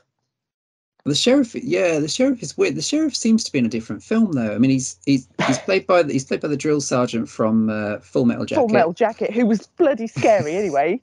who sort of, this is his thing. I mean, the drill. He shouting and very much barking at people, intimidation. Yeah. Private Pile, just out of shot. And he's got the most terrifying eyebrows, these massive caterpillar things that are threatening to consume his entire face. And yeah, I mean, his sections are maybe some of the most entertaining things, because he's groping the corpse. He mentions quite fancying them when they're pretty and dead. He wraps her up in cling film and picks up bits of brain. And it's clearly demented and a total pervert. And in the second one, I haven't seen it's the second one, but it's the prequel, the beginning. He's quite prominent in that as well, isn't he? Oh yeah, he's just as bad, if not worse. Because I kind of get a bit confused, because in the prequel one that comes after the 2003 one, so the beginning, which has the same guy, he is, you know, he kills the original sheriff, so you know he's a member of the family. Whereas in this one, is he just the sheriff? Or is he? I can't remember. Well, in this, he's purporting to be the sheriff. There is some element of you're thinking, well, it's probably not the real sheriff, but it's not confirmed. Yeah, something's not quite right about this sheriff. Doesn't seem like a legitimate lawman. No, it's possibly unhinged. Serve and protect is not in his vocabulary. So that's the extended family. Yeah. I think you've got like the two of them. It's like, which is worse? I think I would rather take on Leatherface. Yeah, you kind of know probably. where you stand. Yeah, he's an awful. At least with Leatherface, you just have to run. Yeah, he's an awful human being. He's played very. I mean, that Ali Ermey was always very intimidating on screen, and he is amazing. He does play those roles so well. Yeah, and his sections, actually, his whole character in this one, and the prequel as well, I would think, is the only real kind of Toby Hooperish black humor in the film, because the rest of it is pretty quite straight and a little dull, if truth be told. When I was rewatching it, a little kind of like, because all you have on the other side is a bunch of kind of catwalk models. You know, they're all very early 2000s, post Scream. Everyone has a six pack. Everyone looks incredibly groomed, especially for a film set in 1973, when, as we saw, the real 1973 people didn't look like this. No. From the original, they all look like they come from Woodstock. Yes, that's true. And then there's Jennifer Beal, who's actually a really good actress and has done a bunch of stuff since this. Runs around in a vest, and Mike Vogel, who was just as pretty as her, gets his legs chainsawed off and hung up on the hook. Eric Balfour is actually quite a good actor. He's the first one to get whacked on the head with a sledgehammer, and it is differently done. Leatherface's first appearance, they don't do the whole thing with the door. They also probably, I kind of get it, but they don't attempt to remake the dinner table sequence. It's all really about chase scenes.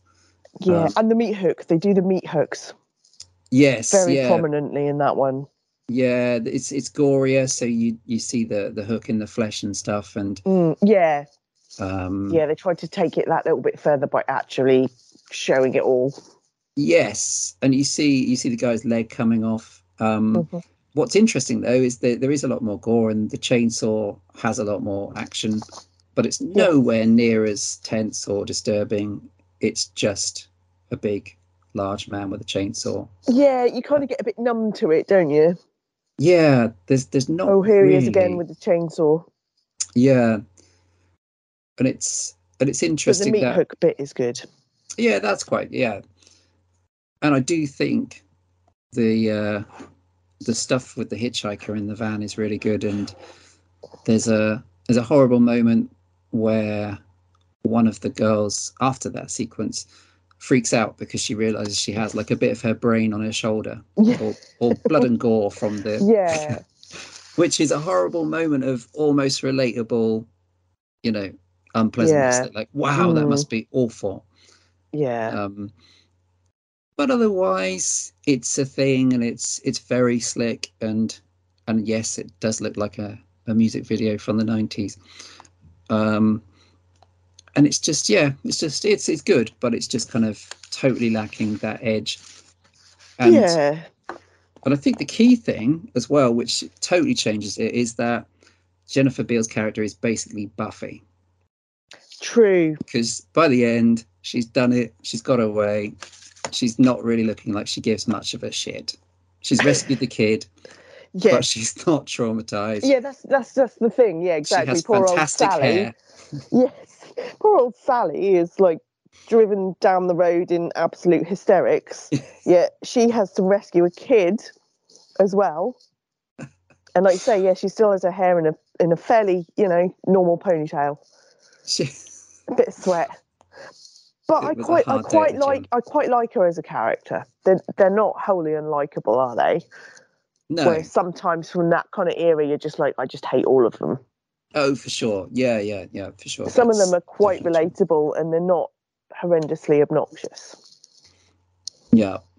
And that's the actor. She's a good actress. She's really good. I don't know if you ever saw it, but there's a film called The Tall Man. Yes. Which is really good, and she's so good in that. And I was like, wow, yeah, she deserves more roles like this rather than just the fairly one-dimensional ones. And I think I haven't seen it, but I believe she's in that TV show The Sinner on Netflix. Oh, okay. Yeah, I haven't seen that either. So she's getting work, which is good. Texas Chainsaw 3. You've recently rewatched The Beginning, which is the next one, which is the prequel. It's from memory, because I've not seen it for a number of years. It's really brutal, right? Like sledgehammer to the face, brutal. Yeah, very much so. And once again, just Sheriff Hoyt being pervier and weirder than he was in the first one. Which is, And from memory, because it's a prequel, the one thing I do remember about it is that everyone's dead at the end, because obviously no one can survive because it's the one before this one. What's her name from the Jordana Brewster somehow doesn't notice that Leatherface is in the back seat and gets killed at the end. Yeah. A man that's built like a 4 oxes welded together. House built, yeah. He's in the back. It's the same guy again. But yeah, this time he was born on the floor of the slaughterhouse in the early 30s as a deformed kind of baby from a mother who looks perfectly normal, to be fair. But he was born with like defects and stuff, and he kind of looks a little bit like a cross between the Crow and Bane in this one, I think. He's rubbish, isn't he? This Leatherface is totally. Yeah, he is a bit rubbish. Which one was the one that you said you think he looks a bit like Wurzel Gummidge in? Oh, I think it's in the remake in the 2003 where he's wearing Eric Balfour's face, and it just looks a bit weird, and it does look like, I've put my silly head on from Wurzel Gummidge. Yeah, that doesn't. Yeah, that's quite. I'm not quite sure how they did that. Actually, it just looks a bit dodgy. But yeah, the two do kind of blend into one, because it's the same kind of a thing, crazy mental family played by the same characters, same people lady as were in the 2003 one. Yeah, the weird granny lady, smoking lady in the shop. That's right. Yes, that's right. And then your characters are your protagonists. The protagonists are kind of pretty young couples that are off to war and stuff like that. But the car crash and stuff at the beginning is quite brutal. Yeah, it's a nasty film, isn't it? I remember wincing quite a lot about that. Yeah, because before Leatherface even kind of turns up, obviously you see him beforehand. He gets born at the slaughterhouse. He ends up working at the slaughterhouse, and then eventually the slaughterhouse is closed down. So he gets really angry about that, and you see him killing a few people. But then it kind of skips forward to the car crash and stuff, which is caused by the sheriff. The town's getting overrun by bikers and stuff, I believe, that they're all trying to get rid of. So he decided that his family needs to stand up for themselves. So they're starting just picking everyone off. So he's picking off bikers and causing car crashes. And that's kind of even before Leatherface has done anything really bad. Mm. Yeah. It starts with the birth scene, doesn't it? Because it was weird, because there was the sequel to the Hills Have Eyes remake, which came out maybe after this or maybe the same time, also started with like the birth of a mutant. Yeah, like one of the mutant characters. It was the really icky, wet, moist, splattery birth scene at the start, and that also started out as a prequel. It's very confusing around those times because you had sequels to remakes, didn't you? You had a confusing layer of what is this? Oh, it's a prequel to a sequel to a remake. That makes sense. Yes, I understand now. So what timeline are we going on? I can't remember. Yeah, who's that? Oh, it's the tea lady. It's Meatloaf. Meatloaf showed up. I knew he was there somewhere. Sadly, of course, not in real life anymore. Sadly not. So meat. Yeah, it's nuts. It's crazy. It's graphic. It's gory. It's intense. It's shouty. Yeah. It's not bad. Pretty good. I do remember the prequel. I will have to rewatch that. I do remember that being decent. Again, it was a cinema watch because all this stuff was quite big. All of this stuff was coming out in the cinema, and horror was truly back, and it was nasty horror, and usually the endings were quite downbeat, and most of the time people wouldn't get away. It was a strange time looking back on that. It's a good time. We had things in Britain as well, like The Descent, and British horror films were kind of back. Geez, miss those days. They kind of draw out the kills a lot more in these than they did in the original as well. The originals were much short, sharp. All of a sudden he's there whacking you over the head with a sledgehammer, whereas this time it's more torturous and keeping them alive for longer. Yeah, suffering. That's the difference, wasn't it? More. But sometimes it can get kind of draw out and kind of get a little bit kind of boring in a way. You're just like, come on, get on with it, like they would have done. Yeah. kind of setting themselves up for, this person has escaped again. Yeah. Is running around the grounds again. Go get them back again. Yeah, it's a bit one note. It wears a bit thin. Yeah, it is a bit one note. That's a good description. Well, and then Sarah, so in the interim, we have Texas Chainsaw 3D from 2013, which is the direct sequel to the original that I mentioned, which from memory, again, I've only seen it the once when it came out, not in 3D, sadly. Which there was a whole brace of 3D, like My Bloody Valentine was really good in 3D because you got to see Tom Atkins's jaw hurling towards the camera. So I have to revisit that one. And Leatherface from 2017 with Stephen Dorff. I vaguely remember watching it at Fright Fest. I vaguely remember that as well. I remember thinking it was really good, but I can't remember a lot about it apart from a kid sitting in the middle of the road with like a calf's head on him or something. That's all I remember about it. Sounds like the kids around here. Just a typical day in Norfolk. One of the better days, yes. And interestingly, the 3D one was obviously a cinema release, and the 2017 Leatherface was a straight to video or straight to DVD number. So that's quite interesting in terms of what was happening with the franchises. But cut to 2022, smash cut to 2022, and we have another direct sequel to the Tobe Hooper original, just called Texas Chainsaw Massacre, which went straight to Netflix. I can't actually remember or know if it was intended to do more than that or if it ended up going to Netflix. I would wager it was probably going to be a bigger release than that and just ended up on Netflix. But it's out there, and this is the first one for a while, and probably, in truth, because it's on Netflix, probably the biggest audience for a Texas Chainsaw movie since, the early 21st century when we had the very successful remake in the cinemas. I actually really enjoyed this one. This one is where there's a certain point where you think, they're not taking this too seriously, and I kind of appreciate that, especially as we said with the somewhat dour early 2000s one, where almost everything, apart from Ali Ermi, who's in a pantomime with his caterpillar eyebrows, everyone else is taking it all so seriously. This one, there's an early point where a guy gets stabbed in the throat with the broken bones from his own hand or wrist, and I'm like, wow, okay, that's cool. The kind of film. Yeah, that's how this is going to go. This is how it's going to go. I love that bit. I think that is my actual favourite bit of the film. There's some real show-stopping stuff in this. It's proper nasty. Well, also, what I really like about this, we're just cutting out the plot and stuff because, that doesn't matter too much. But what I really like about this is the only one in the whole series, it took 50 years almost, to actually deliver a Texas Chainsaw Massacre, e.g. one long scene in a confined space, in this case a bus. Of people, yeah. Of idiots. True, that's a good point.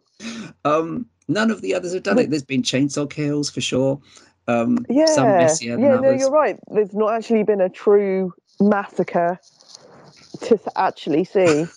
And I assume that maybe the movie got greenlit because of that. They're like, well, you know what? No one's done yet. What's that then? Because they all speak like that in Hollywood. What's that? Oh, cool. All right, what's that? No one's done a Texas bloody chainsaw man. What? Oh, fucking hell. Cool, let's do it. Blimey. Keith, get the pen. We'll write this in half an hour because it seems like they have. We're in a good way. Weirdly, the weirdest shit about this whole thing is that last year, let me think. Yeah, it was last year. Oh, actually, this was this year. Oh, forget that. Well, in the last 12 months, it seems to me that big set pieces on buses are the new thing, because I watched Shang-Chi, which is actually quite a fun Marvel movie, which has a massive old fight scene on a bus.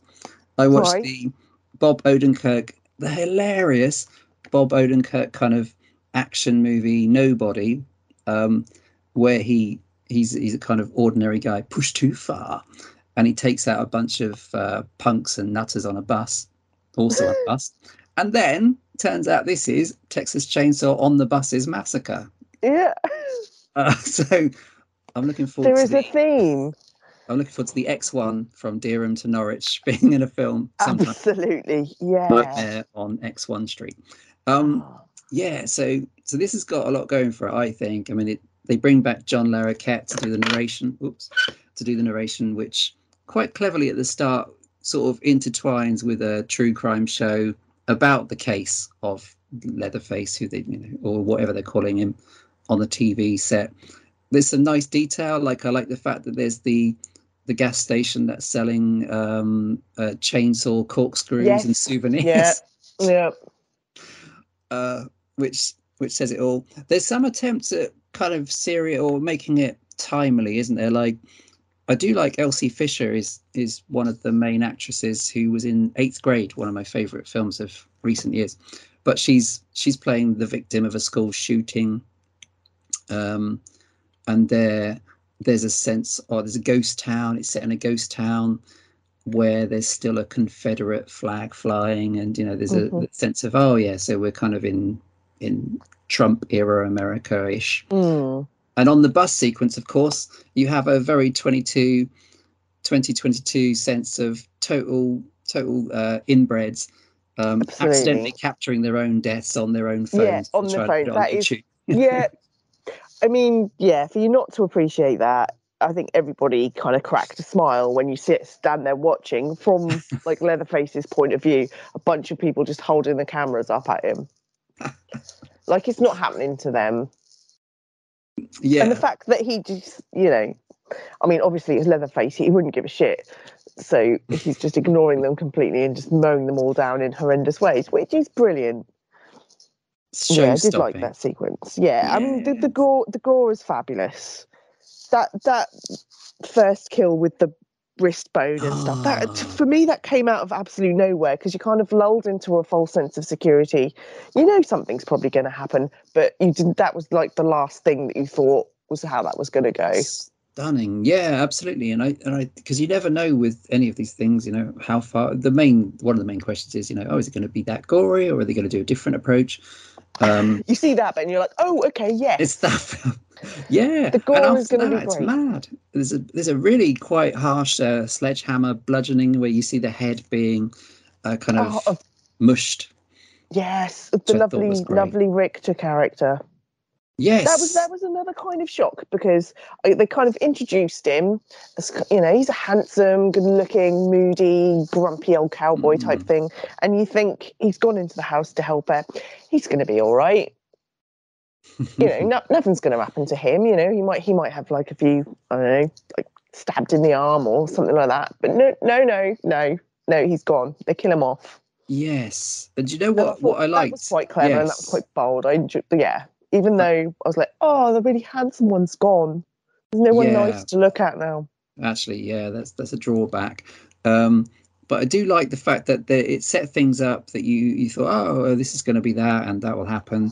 But then, as you said, kills them off. Like, it brings back, it does the fashionable thing right now, which is to bring back the original heroine, a la Jamie Lee Curtis in Halloween. Although, sadly, Marilyn Burns died several years ago, so it's not really the original, but it's the character.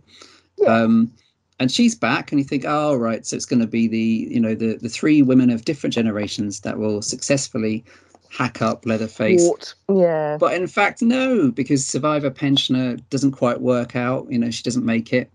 And then she's not quite as mental as she used to be. She's got over that. She isn't. Yeah. Yeah.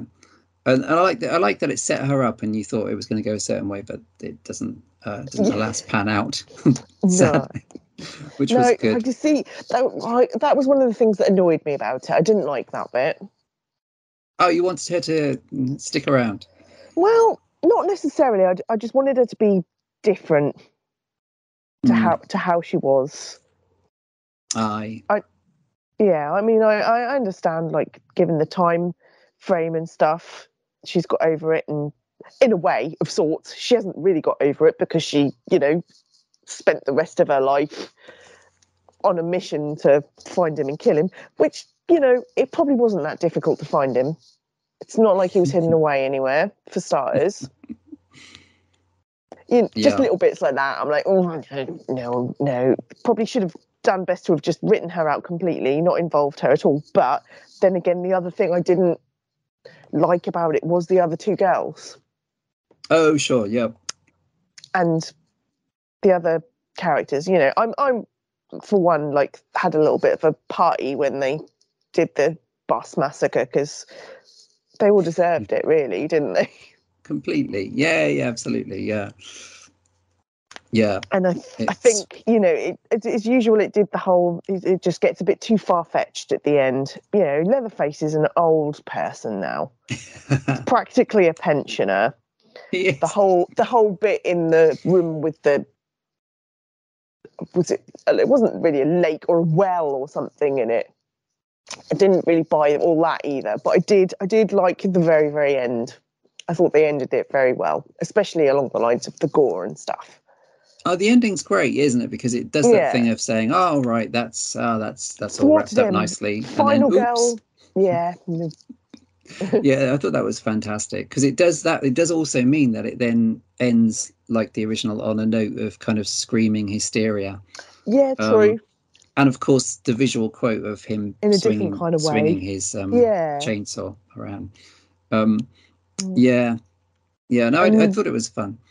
Yeah, the other thing that I wasn't so keen on was the fact that it was just Leatherface. They didn't really have any of the other family members around. No, it doesn't hang around, doesn't it? It doesn't really have time to. Yeah, there's a few weird things. There's the old lady on oxygen. What's her name? That's played by Thingy, isn't it? That's. But she dies really early on. Yeah. Yes, because they're taking over what's left of her property, aren't they? Yeah, orphanage. Yeah. That's he's right. in an orphanage.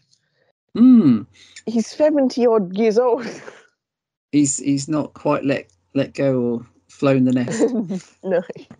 Yeah, that's definitely not. It's a little shame, because he is in his 70, 50, 40 years. Yeah, so he's running around like an athlete, hurling hammers at people.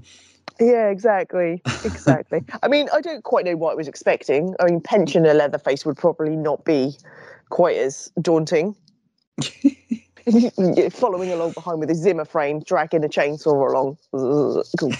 Here he comes. Just give him half an hour, he'll catch up to me. He's a bit slow. He's choosing dragging between an oxygen tank with him. Yeah. Yes. So I get that wouldn't have worked. They have to still make him scary and chasey and almost formidable. Well, yeah, now they have the same problem with, because they're trying to do these things on the actual time frame, because they have the same problem with Michael Myers in Halloween, which is, you know, he's also of a pensionable age, because it's in this time frame it's 40 years later, you know. Which is just, you know, the way it goes, I guess. Sure. But yeah, no, it's I thought it was jolly good fun. I thought it was silly and all of that, but I thought that's kind of what I wanted. I don't know. I suppose they will go back to being very serious, but I'm not quite sure that what they would gain from it. So maybe the idea of just thinking, bollocks, you know, let's just kill 20 people in 2 minutes on a bus. And if nothing else is good, at least people will think everyone that bus will bit remember was good. that the bus bit was great. Yeah, sure. But I do think it's got, you know, the pace and everything. It didn't drag, which a lot of these things do. That's true. Yeah, nowadays, you know, they're still insisting on things being, you know, 2 hours long and stuff. So yeah, this was just under an hour and a half. So yeah, over and done with pretty quick. I think that was key, because the original doesn't hang around. No. And the best of the other ones, you know, they're pretty much in and out. It's really stylishly shot. I mean, I don't know where it was made or how much it cost, but it looks really good. I think there were some really well framed shots, some nice looking moments, without being meatloafy. Yeah, true. You get some of those very distinctive sound effects from the original score embedded in the new music score for this one, which I thought was quite a nice touch. It's produced by Fede Alvarez, who has his hand in a few things. Yeah, he's done some good things. Great job with the Evil Dead remake and Don't Breathe. Don't Breathe, yeah. So that's cool. But yeah, I had a lot of fun with it. I think, like you said, the ending was the right choice rather than just deliver what we're expecting. And it's a good kind of trashy alternative to the latest Halloween movies, Mm. which are a bit more serious than this, I suppose. Yeah, they're quite a bit more serious actually. But at this stage in a franchise, yeah, I think it's the... Yeah, was it really necessary? Did we really need it? Possibly not, to be fair. No, for sure. But it's, it's the old brand name thing, isn't it? We can squeeze some more bucks out of this. Yeah, I mean, there might not be another one now for another 10 years or so. Hopefully. I don't know really how it goes, what they do with it, because do you keep on going? He's too old, or do you have to, I suppose, like you said, in 10 years' time, a remake again? Yeah, or do we do another, go into the realms of Texas Chainsaw Massacre 2 and go for something silly and slapstick again? Bring back Chop Top. Fantastic. Yeah, Chop Top. There's a great... he would. I reckon. Bet you anything he would do it. He's just waiting for the phone to ring. He'd turn up for It's a great character, Chop Top. Really mental. There's one point because he's got he calls it his Sonny Bono wig, doesn't he? He wears the which it is floppy wig, yeah. And the fantastic moment. There's so much great things in Texas Chainsaw 2 where he's sifting through the vinyl records. Yes. Yeah. Your film is mental when Dennis Hopper is actually looking almost restrained. And this was Dennis Hopper when he couldn't remember making it. Those were the days. Totally mad. Well, any further thoughts on the chainsaws, Sarah? And any favourites? Like, I mean, it doesn't have to be the original. Do you have a favourite of the ones you know and have watched? In all fairness, my absolute all-time favourite is 2. Chainsaw 2. But I love the original. And I would say after that, I would think probably after recently watching it, the 2006 Texas Chainsaw Massacre, the beginning was very, very good. Yeah. I do think you need to give the definitely the Zellweger one a look. I'm gonna give that a go. Yeah, I've starred it and everything, so yeah. There is quite a couple of them I've not seen. I've not seen the first Leatherface, well, 3 as it is. Yep. I've not seen 3D. 3D is actually I've only seen it once, but it's actually fun from what I remember. And I've not seen Next Generation, so there's 3 of them I haven't actually seen. Yeah. They're all worth watching because they've all got bits. Yeah, I'd be keen to watch the 2016 Leatherface again because I have seen it, but I honestly can't remember it at all. Yeah, but I remember thinking much. At the time, I thought, oh, you know what, that was actually pretty good. It's more serious, isn't it? Yeah, I don't even know who plays Leatherface in it. Oh, hang on, it's right in front of me. I'm just going to look it up. No, I don't know. They changed them so much. Oh God, he's not early on in the lineup. Let me just make sure I've got the right one. Wait, it's not Reece Shearsmith, is it? He gets everywhere. Cool. Actually, is he? Is there actually a Leatherface in it though?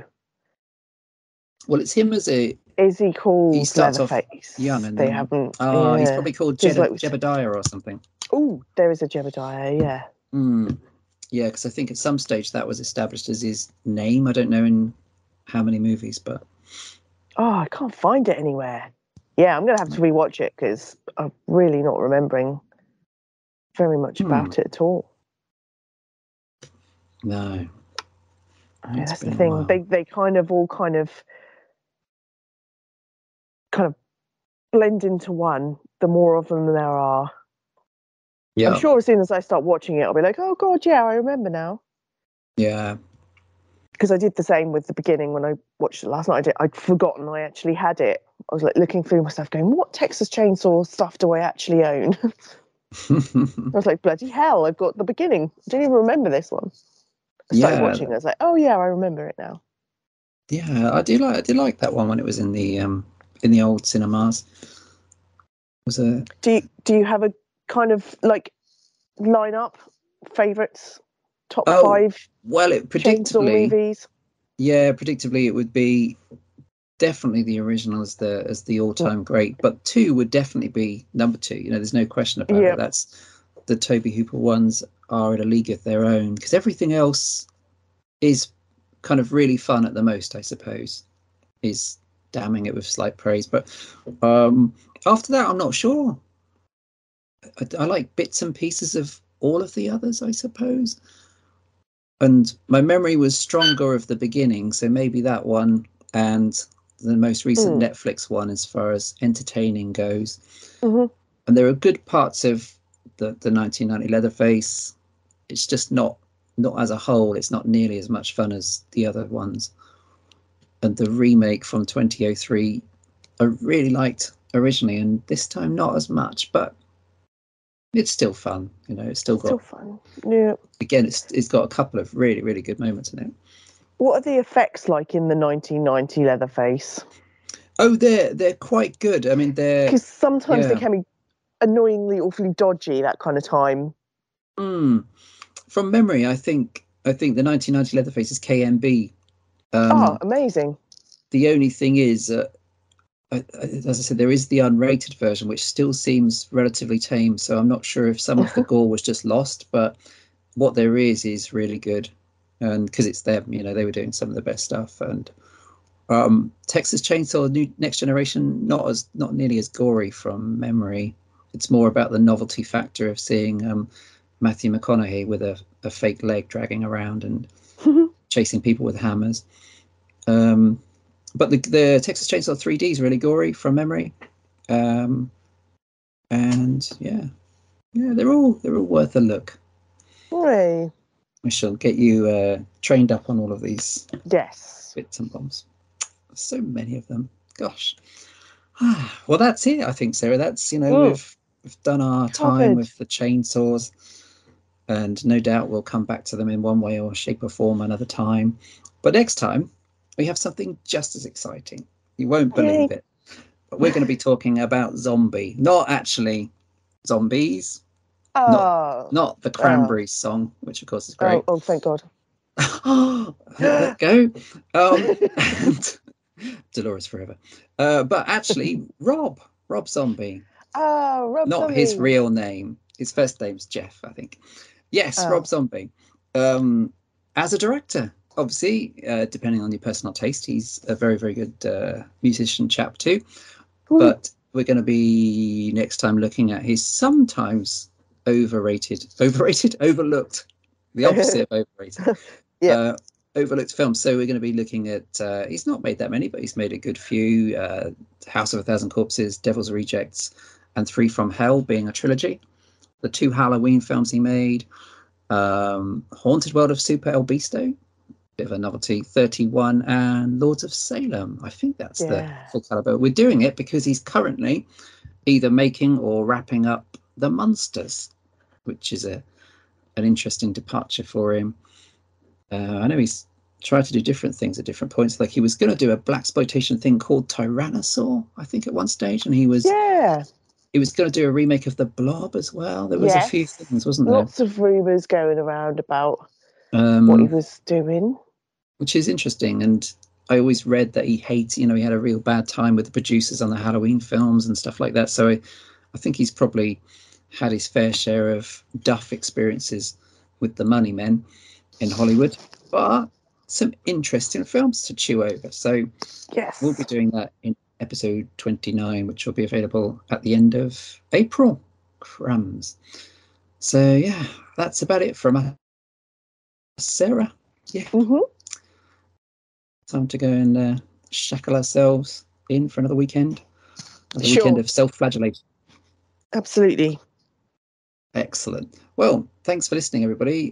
Do check out, of course, the Horror Screams website, and all of our old episodes are up there as well if you need to go and dip into a bit of us talking about Stephen King and other stuff that we've done over the years, over the 64 years that we've been doing the podcast now.